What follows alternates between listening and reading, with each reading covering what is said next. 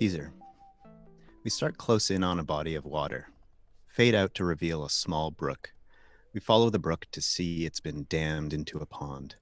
We see the dam being built up and grow into Morses Pond as we hear voiceover. Morses Pond didn't start out as the sizable body of water it is today. Back in 1738, a landowner dammed a brook to create a mill pond. Subsequent owners liked this idea, each one outdoing the last in building up the dam until the small spit of water eventually grew into the Morses Pond that we know today. I don't like ponds. Never have. Even as a little kid, they've skeeved me out. Cut to image of child's feet in muddy water, walking out into the pond. As the feet go more into the water, we dive beneath the surface to see a wave of dead bodies, hands, feet, heads, etc., coming out of the mud at the bottom. Voiceover. The muddy suction pulling at my feet as I entered, the murky water whispering of a million animal poops, the slightly rank smell hinting at the decomposition of dead bodies waiting to be discovered just beneath the surface. Cut to images of Liz in various stages of her life. Tubing, then boating, then sunset cruising, maybe post-college with Chris. Voiceover. Don't get me wrong, I spent a massive amount of time on ponds and small lakes as a child. I grew up in central New York, and you can't throw a snowball without hitting a body of water up there. I went tubing and boating and sunset cruising, although never water skiing. Cut to Liz as a preteen in a canoe with a friend. Tipping it, then we dive beneath the water and see the girls' legs treading water, weeds all around them. Then something that may resemble a frog man coming through the weeds slithers past their legs. They think it's still the weeds, though. Voiceover. I went to a summer camp where we tipped canoes in a pond so choked by weeds they slithered along our legs as we tread water. Our counselors told us a story of the frogman, a World War II vet who somehow invoked Native American spirits and, well, turned into a frogman. Even at the time, it didn't make much sense, but it was scary nonetheless, and we couldn't help but wonder if those really were just weeds slithering along our legs. Cut to exterior parking lot of a mall or grocery store or something. Present day, winter. She's getting the kids out of the car. The oldest is standing outside the passenger door as she takes Joey out of the seat. Kat, newborn, in another seat beside. As Liz takes Joey out of the car, she turns around and Max is licking the sides of the car. It was Voiceover. all great summer fun, and in my youth, I was much better at pushing past that gross shit that made me feel uncomfortable so that I could have doing things that I wanted to do. As opposed to now, when I have to really dig deep to appear as though it's no big deal when my kids are covered in mud or poop or boogers. I watched my oldest daughter lick the side of my car this winter. Freeze.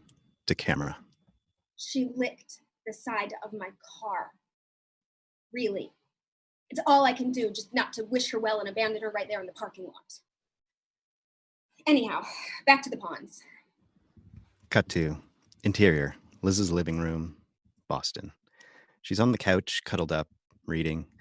Chris is beside her. Maybe she's pregnant with Max, the oldest. This was years ago. Voiceover. Before we moved to town, I read A Murder in Wellesley by Tom Farmer and Marty Foley. It's a true crime tale about Meg Renator, a Wesleyan who on Halloween morning in 1999 was savagely murdered by her husband on the walking trails around Morses Pond. It's a sad story, but a fascinating crime. It made me curious about these trails and the ponds they encircle. So I did some exploring. Cut to exterior, Morses Pond. Liz walking around the pond and shores, trails. She sporadically passes a person walking with their dog, someone running. The trails are sandy and beautiful, and it's surrounded by a pine forest. To camera, talking to us, like we're walking with her. Walking along Morses Pond, you can't go too far without running into someone and their dog or circling back to where you started. But there was this one thing that I read about the pond that just bothered me. The average depth of the pond is 8 feet. That's it. 8 feet. There is something so, well, murky about 8 feet. It gives me the shivers. Reminded me of the frogman and my childhood memory of swimming among the weeds that suddenly struck me as less summer fun and more, where the fuck were the adults? I am a crazy person near the water as it is. You know Chief Brody from Jaws? Picture him running up and down the beach screaming, "Get out of the water! Get out of the water! Shark!"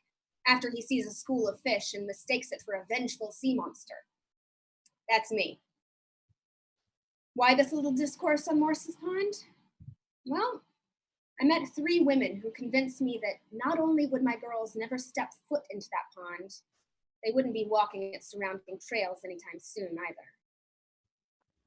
Fade out. End teaser. Roll opening credits. Act 1.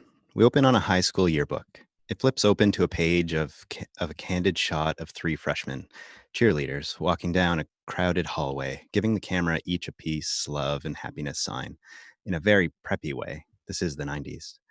The caption beneath reads something like Hill, Jill, and Nessa, class of 1994. Then it flips to a senior pic of Jen with her name under and class of 1990 at the top of the page. Voiceover. Hillary, Jill, and Vanessa were classmates with Jen of the home invasion producing Poltergeist. They were freshmen when she was a senior in high school and ran in some of the same Wellesley power circles. They belonged to what I found to be one of the most fascinating social groups in town. Cut to the interior of Liz's car. It's September and the trees are just turning. She's driving and talking to us like we're in the passenger seat.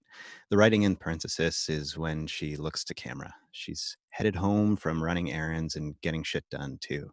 She just isn't part of the Range Rover crew. See that tiny blonde woman driving the silver Range Rover with 2 car seats in the back and the ACK sticker on the bumper? That bitch is getting shit done. Don't mistake her for some trophy wife. She'll have her 4th baby soon enough. Number of children is becoming a status symbol here. But in the meantime, she's managing a massive home renovation, shuttling 3 kids to 3 different schools, 2 private, 1 public, crushing her 3rd year in the juniors, Wellesley's own brand of the junior league, and doing some home design consulting on the side. She's balls to the walls paleo, and she takes the same spin class as Giselle and Tom. Exterior, Liz's driveway to interior, Liz's kitchen. Liz pulls into her driveway and takes some groceries out and walks inside as she keeps talking to us. Wellesley was chock full of these women, and they cocktailed and wealthy benefactored together. Jen emailed me and said that some of her friends wanted to have me over for drinks. Her email subtly warned me that they were part of the Range Rover crew. We see she looks thinner, no baby bump. She looks down, then back at camera as she sees going inside and putting groceries away. I had my baby in July. She came early, just like her sisters. Not the best at being pregnant. I can never seem to make it through to the home stretch. But she was a toughie. She did fine. I did have to give up my part-time job at the library, though. I just couldn't muster up the ability to be reliable anymore. One of the girls was always sick or refusing to sleep through the night.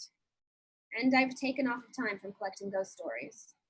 I'm generally exhausted and vacillating between what the fuck were we thinking having another baby? As she pulls out some diapers from the grocery bag. And it's gotta get easier at some point. Pulls out some wine.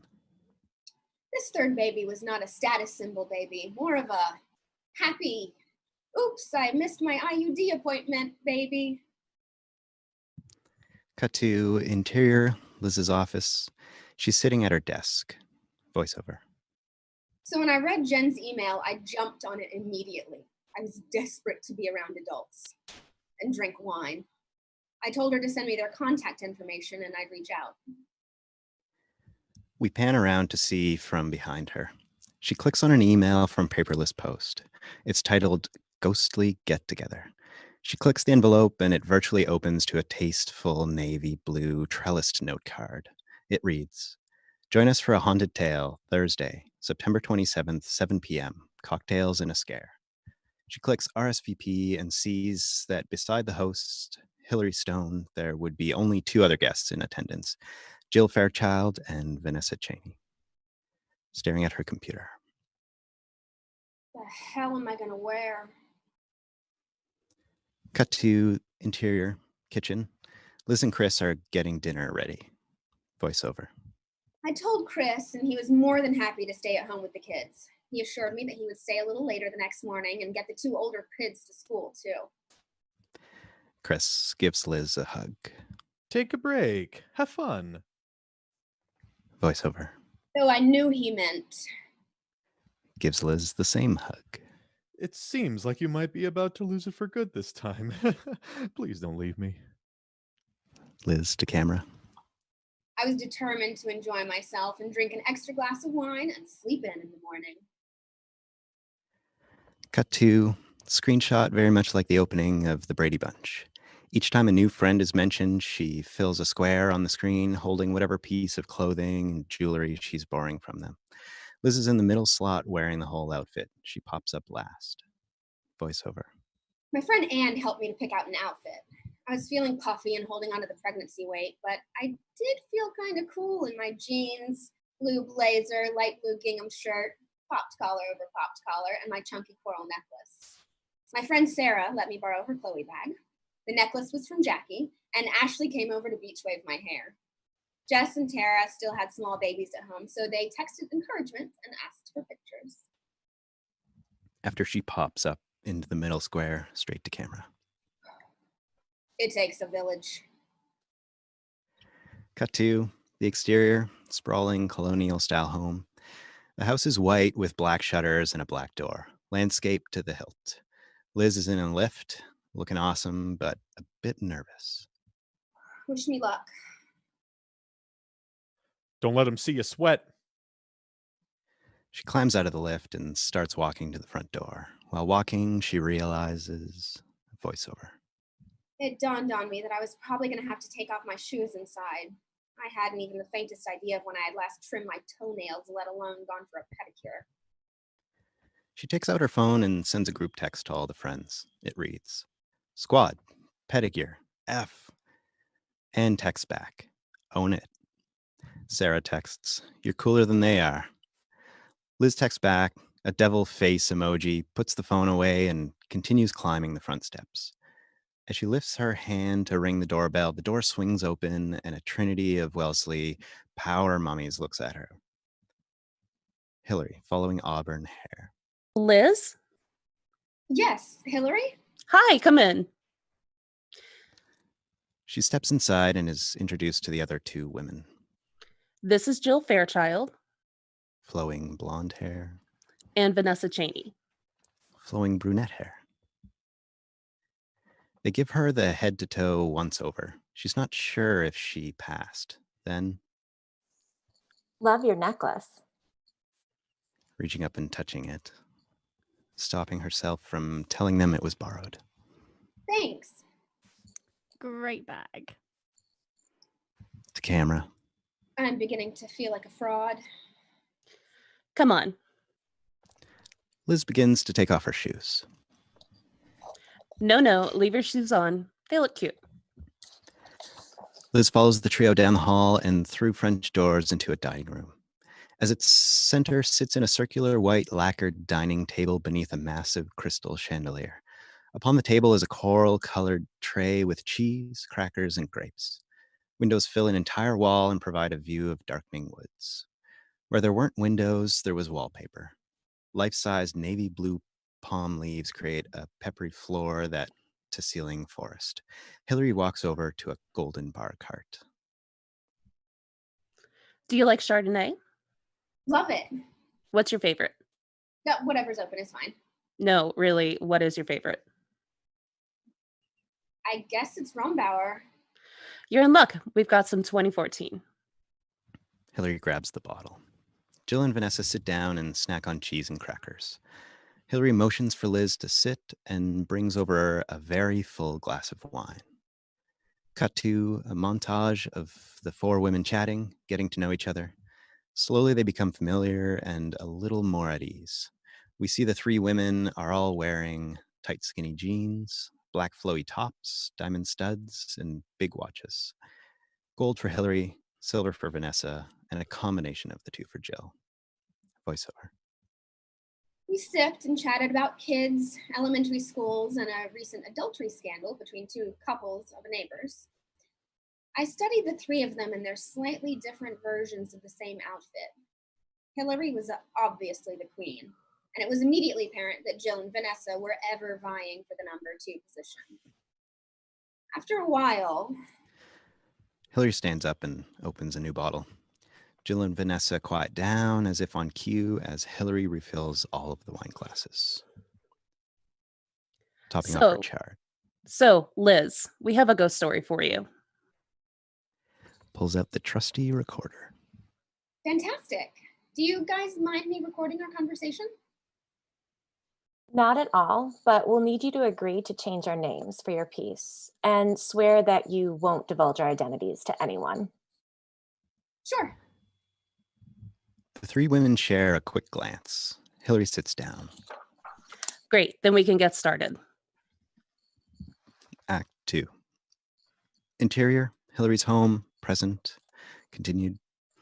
Jill stares at the recorder. Vanessa sits back in her chair and sips her wine. Hillary begins. We've been friends for a really long time. We were neighbors as kids on the other side of town. We were together all the time. Inseparable. Hillary nods and continues. And we just grew closer as we grew older. We had another friend. Claire. To camera. I stopped myself from asking what color hair she had. It was always the four of us. We nicknamed ourselves the Tetrad. It means 4. Liz smiles at Jill. Anyway, all throughout elementary and middle school, everyone knew that we just came as a group. Then in high school, we started dating these guys who were also really close. We hung out with them constantly, all together. My husband, Philip, lived on Mopo. Oh, wait. 2 questions. What is Mopo, and you married your high school sweetheart? Morses Pond. And yes, we all did. You guys all married your high school sweethearts? Liz gives a nervous laugh. The three exchange looks and in unison. Yes. Yes. Liz pats the inside of her blazer, making sure her phone is in reach. We hear her thought. Voiceover. The vibe had just shifted from bitchy women talking about their glory days to Stepford wives ready to indoctrinate me. The women look at Liz expectantly. That is just the sweetest thing. They all exchange another look. We all went through a lot together, and Let's not get ahead of ourselves. Vanessa sits back in her seat and continues drinking. Jill's eyes dart between them. As I was saying, my husband lived on Mopo. His home had this gorgeous lawn that led down to the water and a boathouse with a dock. The summer after our sophomore year, we spent every day, sun up to sundown, on the water, tooling around in one of our boats or laying out on the beach across the pond. Or making out in the trails in the woods. Frank and I still do that sometimes. The women laugh and Liz joins in awkwardly. Yeah, it was an amazing summer. The best of my life, really. But then, Claire. Cut to exterior, Morses Pond Beach. We're back in time with Hillary, Jill, Vanessa, Claire, Frank, John, Philip, all in high school. Hillary explains as we see. Voiceover. It was a Thursday, and we'd spent the afternoon at the beach. Frank, Vanessa's husband, had snuck some beers out of his parents' basement, and the plan was to hang on the beach for a while and then hike into the woods to drink. We see the group walking through the trails with beer. Voiceover. Around 5 o'clock, the 8 of us walked back through the trails and up to the pine forest to drink. Fade to a little later, the 4 couples are having fun in the woods, drinking. Voiceover. We each probably had, I don't know, maybe 3-4 beers at the time, and the time got away from us. I think Jill realized how late it was, and we were due home in half an hour. So it was a little before 8 o'clock, and the sun was going down. We see them all rushing to get back to the boat. We see each of them get in the boat, but this looks a bit more like a dreamscape than reality. Maybe a little foggy or colors are a bit off. Voiceover. So we rushed through the trails back to the boat. We had tied it to this rinky-dink dock at the beach. We were panicked about getting home on time, and we all hopped in. I know we all got into the boat. We all saw each other for sure. John and Jill, Vanessa and Frank, Claire and Tom, and me and Philip. Cut to the interior, Hillary's home, present. We were drunk. Not that drunk. There is no doubt that it was irresponsible to get into that boat and let Philip drive, but we were young and stupid. He floored it a little too hard and drove us back to the house.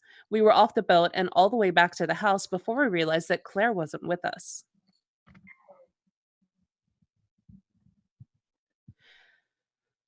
She must have fallen out when Philip gunned the boat away from the dock.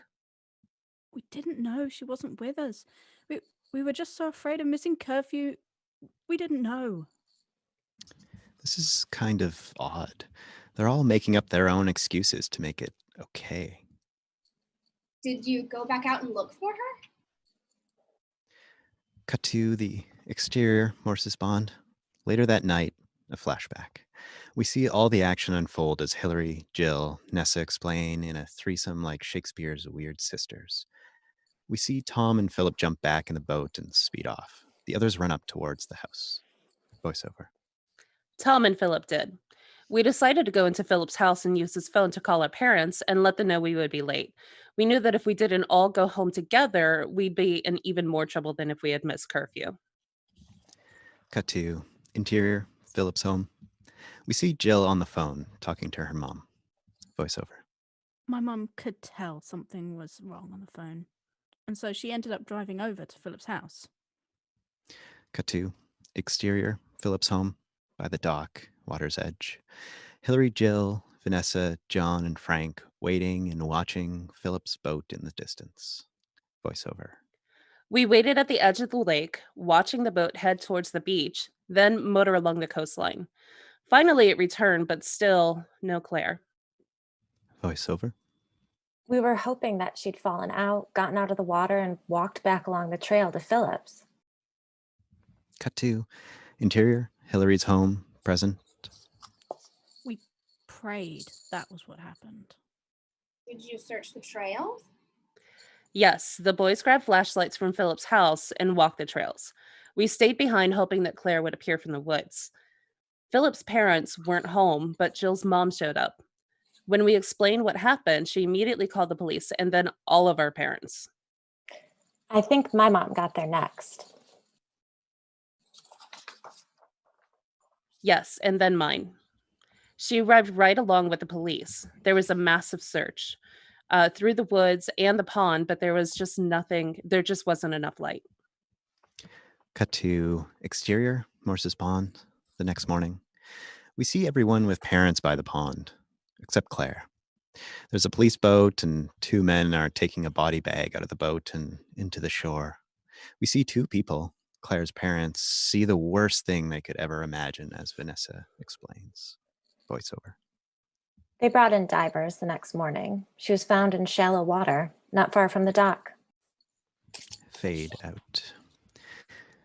Act 3. Interior, Hillary's home, present. The three women stare at Liz. Liz is the only one blinking back tears. We've upset you. I apologize. It was truly a nightmare. The questions by the police, the conspiracy theories at the school in the fall, the shock of it all. The death of one of your best friends? Of course. Hillary glances between Jill and Vanessa, who are expressionless. Liz senses maybe it was all that bad for them. This must have been horrible for all of you. Oh, it was. It was so sad. And then, poor Tom. He killed himself at the lake that next winter, drank some vodka, took a bunch of pills, and then walked out onto the thin ice. They didn't find his body until the pond thawed in the spring. Jesus, Mary and Joseph. Vanessa stands and grabs the wine bottle, drains it into her glass, and opens another. Pops off everyone's glasses. He just couldn't get over it. It was a terrible thing, but it was an accident. None of us had anything to do with it. It's not like we were responsible. To camera. What a chillingly affirming mantra. This was a well-choreographed story, but it's missing something. Quite possibly the truth. I've never heard or read anything about the drowning. You wouldn't have. Claire's parents are lawyers. They worked for the DA then, and it was a different time. It was 1990. The OJ trial hadn't happened yet. Things could be kept respectfully quiet. The three women nod and sip their wine. There's a pause. In the pause, voiceover. I refrained from pointing out that OJ's had been a murder trial. This, the apparent drowning of a girl in a local pond. One would assume the community would rally around its support and, if nothing else, use it as a cautionary tale for the town's youth. I am just so sorry. I grew up around lakes and I know how fast drownings happen, even under the seemingly safest of circumstances. Yeah, it was a tragedy. The three of us felt really guilty about it. I couldn't sleep. We didn't know how to process it. I went to New York City for a couple of weeks the following summer to visit my cousins. We were shopping in Brooklyn this one afternoon and popped into a little occult store. My cousins were checking out the crystals, and I came upon this book. It was titled Summoning Lost Loved Ones. I paged through it, and it was filled with spells for communicating with the dead, even when you could use to summon a spirit. I bought it and read it cover to cover on the train ride home. We read it too. It was almost as if it was written for us. Like Hill was supposed to find it there. Most of the spells required 3 people. There's one that laid out how to summon the spirit of a loved one who died tragically. It was an invocation of spirit, directions on how to conjure a ghost. Tell me you didn't. Oh, it was all in fun. I mean, not fun. We missed our friend and we felt badly about the way she had died, about the accident. I mean, and this was a way for us to talk to her again, to make peace with her. How'd that turn out for you? The three women lean forward, and Liz fights the urge to push her chair back. It took some time to gather everything we needed. There was some memorizing to do and some supplies to gather, but we were a bit pressed for time. Claire died on July 19th, the previous summer. We had to have everything ready for the anniversary of her death. Cut to exterior, Morses Pond. A year after Claire's death, we see the 3 teenage girls walking out to the secluded place. Voiceover. We chose a spot near the pond. We needed a place with earth, air, fire, and water. There's this secluded place off the trail that sort of dips down into a gully. The wind whips through it, and it's low enough so that water pools there. Not much, but enough. There was plenty of earth, and we could build a fire. Voiceover. We all told our parents that we were sleeping at each other's houses. Voiceover. Luckily, none of them bothered to check up on us. We see the 3 girls around the fire they've set up. Vanessa pulls out the hairbrush from a bag and pulls hair from the bristles, then tosses it in the fire. Hillary takes out a picture of Claire and tosses it into the fire. The girls start chanting, each their own part, holding hands around the fire. They are in a hushed tone, so we can't make out their incantations, but they each do their part. Then they stand around looking at each other, not sure what to do or what's going on. Voiceover. At first, we didn't feel like anything was going to happen. Then there's a whoosh. The wind comes up from the ground all around them. The fire gets very bright. The girls feel something around them. Voiceover. Then we could feel her there. Teenage Jill. It smells like her. Like her perfume. Teenage Vanessa. The whole forest smells like vanilla. The girls hug each other. In the far background of the shot, we see something that could possibly resemble another girl. Or maybe it's just smoke from the fire. Cut to interior. Hillary's home, present. Yes, and that wasn't it. It was this feeling like she was right there with us. It was incredible. And somehow we just knew that she forgave us. For the accident? Yes. We wanted her to know that we wished we had seen her fall and that we were sorry we weren't able to help her. Oh, okay. Then what? Well, then we had this idea that she could maybe help us from the other side. What gave you that idea? The book. There's a spell that could harness a spirit's power. We knew it was a long shot, but conjuring a ghost was a long shot. So if we were able to manage to do that, we figured we would try to give this a try too. Liz is speechless. The three women look at each other. So we recited the spell to harness phantasmal force. Act 4. Interior, Hillary's home. Present, continue. You've got to be kidding me. It was worth a try. It worked. How? Well, the vibe definitely changed. The wind stopped, the fire dimmed, and it got really quiet. So we put forward our intentions. The things we desired.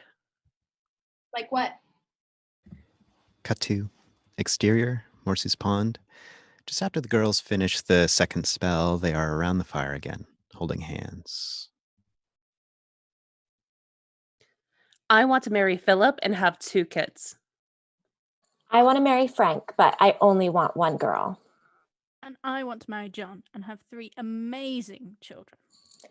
And we always want to live near each other. And we want Claire near us. We want her to stay. They all look at each other and smile. Cut to interior, Hillary's home. Present. And We all live on the same street, and we've married our high school sweethearts. number of kids? I've had 8 miscarriages trying for a second baby. I never thought I would want more than one kid. I'm sorry. The point is, the spell worked. For better or worse. Yeah. Yes. And Claire? Liz takes a sip of wine, and we see her hand slightly shaking. She's been with us since that night. The night that we asked her to give us each a sign of her presence. Nothing happened in the woods, but we each had experiences later on. Hillary gets up and opens another bottle of wine. She offers to Liz, but Liz declines. She then fills all of the 3 glasses to the brim. She came to me first. A few nights later, I was up late, reading on our couch. I was the last to bed, so I was flipping off all the lights downstairs. Cut to interior, teenage Jill's home. We see Jill flipping off the light in the foyer. There is a big window that looks out onto the front lawn. She glances out the window and sees someone walk past the lamppost. She goes to the window and sees her, Claire. Claire is wearing the clothes she had worn the day she died, maybe a sundress with bathing suit under it. They look at each other as we hear Jill. Voiceover. She was looking at me, and I couldn't look away. Part of me wanted to open the door and run to her, and the other half knew that I shouldn't do that. I was completely stunned. I couldn't move. I don't know how long, maybe a minute or so, we just stared at each other. And then Claire turns and walks away. she turned and walked out of the lamplight. I couldn't see her anymore. Cut to interior, Hillary's home. Present. Holy shit. Jill nods her head and looks to Hillary. I was next. I boarded my horse in Dover, and this one summer, about a week after we'd reached out to Claire. Cut to exterior, Dover woods. Teenage Hillary is riding her horse through the woods. We see it all unfold as Hillary explains. I was Voiceover. riding the trails when something made me look into the woods to my left. I don't know if I'd heard a noise or something, but I looked and there was Claire. Teenage Hillary stops the horse and sees Claire standing in the woods about 20 feet back. Teenage Hillary raises her hand as if to wave. Claire doesn't wave back. She just stares for a moment, then turns and walks back into the woods. Cut to interior, Hillary's home. Present. Nope. My turn next. Cut to interior, Vanessa's car parked by the golf course. Teenage Frank and teenage Vanessa are making out in the back seat.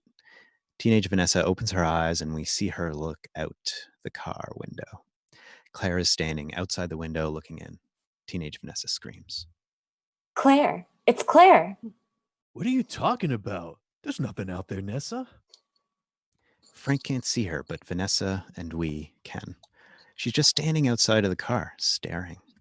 Vanessa scrambles into the front seat and peels out, still half naked with Frank in the back seat trying to put his clothes on. Cut to interior, Hillary's home, present. Frank thought that I just imagined it all. I tried to play it off, but she really was there. Please tell me that's it. No. Jill and mean- Vanessa shake their heads. I mean, we had asked for her to stay with us. So at first we just tried to accept it as her way of, well, being there. We all caught glimpses of her here and there, which resulted in differing levels of disturbing depending on the circumstances.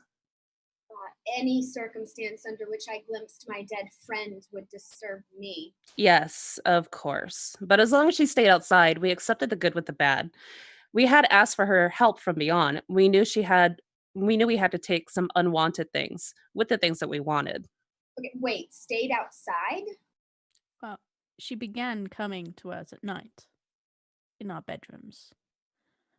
I think Nessa had it the worst. Liz looks at Vanessa. She's draining her glass of wine. Smash cut to interior, Vanessa's room. Teenage Vanessa is in bed, covers up to her face. We see Claire standing at the foot of her bed, just staring at her. Cut to interior, Hillary's, where we just left off. What did you do? At first, we didn't know what the hell to do. You know, it was the early 90s. It wasn't like we could Google this shit. I went to the library and found some stuff, but we ended up actually getting help at this occult bookstore in Cambridge.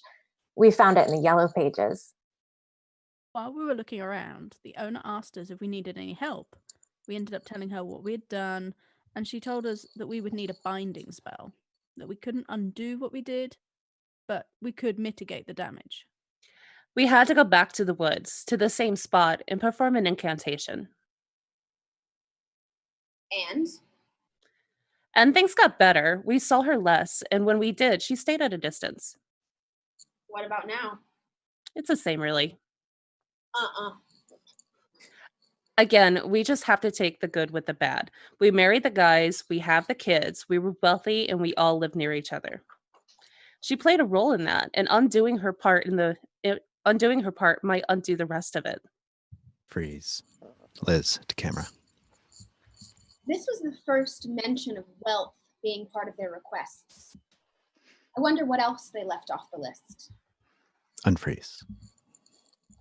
When was the last time you saw her? The women look at one another. She was just past the tree line at my daughter's soccer practice last night. Why did you tell me this? We thought you would be the only one who would believe us. When Jen told us about you, we just felt like we could finally unload it. I don't know what to say. I mean, you trapped your best friend here. I've never heard anything like this. We just thought that something good should come from her death. Was it worth it? None of them answer. They all look at each other. Fade out. Fade in. Liz climbing into a lift as the three women wave her goodbye at the door. She waves back, but is totally freaked out. Over this, we hear voiceover.